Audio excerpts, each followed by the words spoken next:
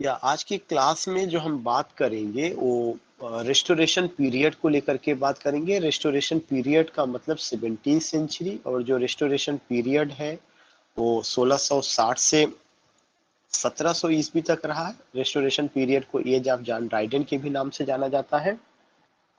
इसके पहले मैं बताना चाहूंगा कि रेस्टोरेशन पीरियड से पहले जो पीरियड आया था उसको द प्यूरिटन एज या द एज ऑफ मिल्टन कहा गया। द प्यूरिटन एज और द एज ऑफ मिल्टन, जो 1600 से 1660 के बीच में था। फिर उसके बाद होता है जिसको एज ऑफ जॉन ड्राइडेन भी कहा जाता है।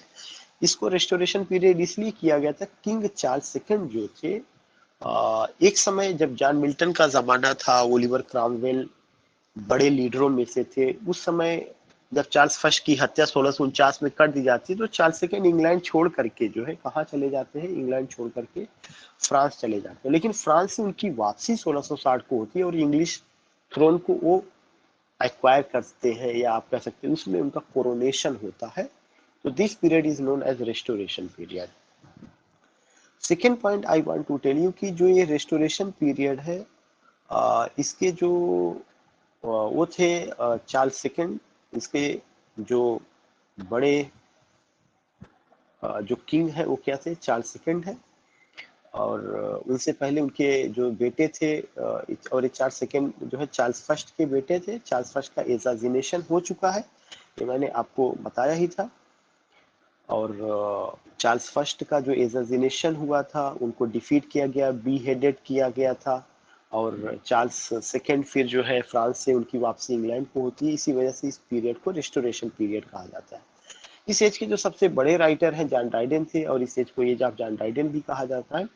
तो आज हमने इधर जो पहली शीट थी, पहली शीट में we came to know about restoration age, we came to know about age of John Milton. और रेस्टोरेशन एज को रेस्टोरेशन एज क्यों कहा जाता है, रेस्टोरेशन एज को एज ऑफ जॉन मिल्टन क्यों कहा जाता है, this things we came to no.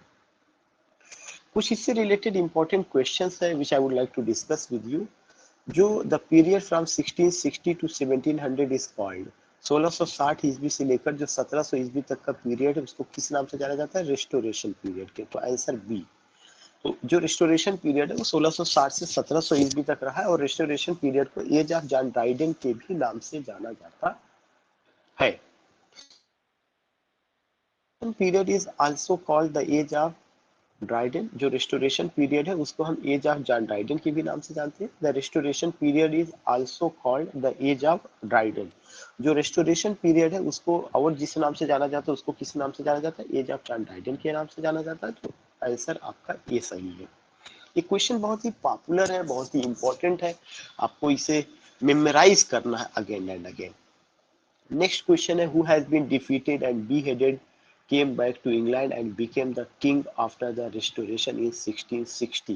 कह रहे कि वो कौन थे जिनको डिफीट किया गया और बी हेडेड। इसमें दो क्वेश्चन है, लेकिन मैं ये बताना चाहूंगा कि जो डिफीट जिनको किया गया था, जिनको बी हेडेड किया गया था, जिनका बी हेडेड का मतलब होता है कि सर को धड़ से अलग कर देना, जिनका एजाजिनेशन किया गया था वो चार्ल्स फर्स्ट थे। ये क्वेश्चन, तो इन दोनों शब्दों का जो क्वेश्चन है वो चार्ल्स फर्स्ट है।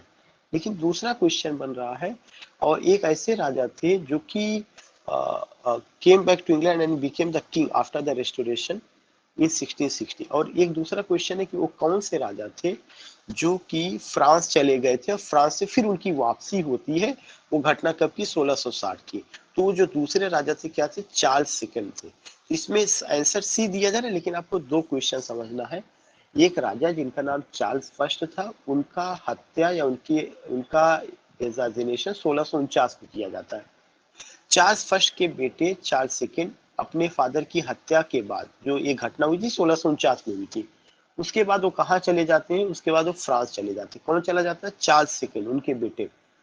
फिर चार्ल्स सेकंड की वापसी फ्रांस से इंग्लैंड को 1660 ईस्वी में होती है, और इंग्लिश पीपल उनको अपना किंग मानते हैं। और ये घटना कब की है, 1660 की है। और उसी से रेस्टोरेशन एज भी हुआ। तो ये दो क्वेश्चन हमें ध्यान में रखना है। नेक्स्ट क्वेश्चन है, Charles second was the son of, Charles second किसके बेटे थे, किंग चार्ल्स फर्स्ट के बेटे थे। This is king Charles first. King Charles first की हत्या 1649 में हुई थी। Where Charles second had been exiled, Charles second को कहाँ निकाल दिया, चार्ल्स सेकंड कहाँ चले गए थे जब उनके फादर की हत्या हो गई, तो चार्ल्स सेकंड कहाँ चले गए थे, चार्ल्स सेकंड फ्रांस चले गए थे, France. Which was the dominating and most representative literary figure of Restoration Age? Restoration Age के सबसे बड़े राइटर का नाम जॉन ड्राइडेन, इनके नाम पर एज ऑफ जॉन ड्राइडेन भी रहा है। मैंने आपको बताया था कि वो एक पोएट भी थे, एज वेल एज ड्रामेटिस्ट भी है और क्रिटिक भी है। ड्रामा में रेस्टोरेशन ट्रेजिडी एक इम्पोर्टेंट उनका जो ऑल फॉर लव एक प्ले रहा है, पोइट्री में एब्सलम मेजेस्टिटोफेल और बहुत सारा उनका वो था, तो ये एक इम्पोर्टेंट चीज है।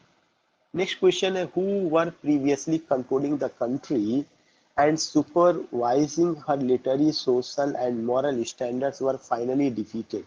कह रहे वे कौन लोग थे रेस्टोरेशन एज से पहले, रेस्टोरेशन एज से पहले वे कौन लोग थे जो पूरे जो है देश पर कब्जा किए हुए थे और अपने साहित्यिक, सामाजिक, नैतिक स्टैंडर्ड्स को अपने ढंग से चला रहे थे, लेकिन उनका खात्मा होता है रेस्टोरेशन एज में। वे कौन से लोग थे, प्यूरिटन्स थे। आंसर ए सही है। तो इसका मतलब क्या हो गया, इसका मतलब ये हो गया कि रेस्टोरेशन एज के जॉन ड्राइडन के आने से पहले, रेस्टोरेशन या जॉन ड्राइडन के आने से पहले वह जो समय था, वह समय एक ऐसा समय था जहां पे चीजें जो है धार्मिक बहुत ज्यादा थी। The ideology, Bible, Jesus Christ, Adam, Eve, falling of human human race का, उसको लेकर के पैराडाइज लास्ट, पैराडाइज रिगेन, और इवन बाद में जॉन बनियान के पिलग्रिम प्रोग्रेस में भी ये सारा सब्जेक्ट मैटर अभी कल के लेक्चर में मैंने डिस्कस किया था। तो जॉन ड्राइडन या रेस्टोरेशन एज से पहले जो आइडियोलॉजी लिटरेचर में देखने को मिलती है वह क्या था, प्यूरिटेनिज्म था या प्यूरिटन आइडियोलॉजी। और प्यूरिटन आइडियोलॉजी क्या, purity of soul, purity of heart, relationship between God and his devotees, importance of the Bible, goodness, virtue, morality, इस आइडियोलॉजी को बहुत ज्यादा एक तरह से इम्पोर्टेंस दिया गया। तो इसका खात्मा कब होता है, रेस्टोरेशन एज में होता है। Who had enjoyed a gay life in France during their exile did their best to introduce that type of foppery and looseness in England also। वो कौन से राजा थे या कौन वो पर्सन था जिन्होंने एक गे लाइफ, गे जॉयफुल लाइफ जो है बिताई फ्रांस में जब उनका एग्जाइल हुआ था। एग्जाइल का मतलब होता है देश से निकाल दिया जाना। 1649 ईस्वी में जब उनके फादर की हत्या कर दी गई तो उन्हें वतन छोड़ना पड़ा और वो फ्रांस चले गए थे। वहां पे उन्होंने एक हैप्पी जीवन जिया, और वही यहाँ पे बात कर रहा है कि और उसमें फापरी भी था, लूजनेस उनके उसमें था, वो कौन से, और उस कल्चर को उन्होंने जब वापस इंग्लैंड में 1660 में आते हैं तो उसको इंट्रोड्यूस करते हैं, उसी तरह का कल्चर। वो किंग कौन से, चार्ल्स सेकंड। बहुत इंपॉर्टेंट क्वेश्चन है सारे के सारे हैं। नेक्स्ट है, Charles second and his followers renounced old ideals and demanded that English poetry and drama should follow the style to which they had become accustomed in the Gaiety, in which city? That city was Paris. Answer C. इसमें ये बता रहे हैं कि जो Charles second जो राजा थे, जो इंग्लैंड छोड़ करके फ्रांस चले गए थे, तो फ्रांस की राजधानी पेरिस में वो रहते थे, और वहाँ की कल्चर से, वहाँ के जो जीवन जीने का तरीका था, जो मैनर था, जो एटीट्यूड था लोगों का, जो वे ऑफ लिविंग था, उससे बहुत मुतासिर हुए, प्रभावित हुए, और उस चीज को उन्होंने क्या किया, रिस्टोरेशन एज के समय जो लिटरेचर, स्पेशली जो ड्रामा और जो इंग्लिश पोइट्री थी, उसमें उसको एडॉप्ट किया, उसमें उसको अपनाया। तो उस पर ये क्वेश्चन पूछा जा रहा है कि वो कौन से शहर का कल्चर था, कौन से शहर का जो है आप कह सकते हैं कि लाइफ स्टाइल थी जिसको उन्होंने अपनाया, एडॉप्ट किया, और रेस्टोरेशन एज की पोइट्री, इंग्लिश पोइट्री और ड्रामा में उसका रिफ्लेक्शन देखने को मिलता। वह शहर पेरिस था। Instead of having Shakespeare and the Elizabethans as their model, the poets and dramatists of the Restoration period began to imitate which writers and especially their vices? Roman writers, French writers. Yes, answer C, both A and B. इसमें question ये पूछा जा रहा है कि Shakespeare या Elizabethan writers को follow करने की जगह, उनको अपना आदर्श मानने की जगह, रिस्टोरेशन एज के ड्रामेटिस्ट ने या रिस्टोरेशन एज के राइटर्स ने किसको अपना रोल मॉडल माना, किसको उन्होंने फॉलो किया? रोमन राइटर्स को फॉलो किया, बिल्कुल सही है। फ्रेंच राइटर्स को फॉलो किया, बिल्कुल सही। दोनों को, इन दोनों को फॉलो किए। शेक्सपियर को नहीं फॉलो करते हैं, शेक्सपियर के वर्क को नहीं फॉलो करते।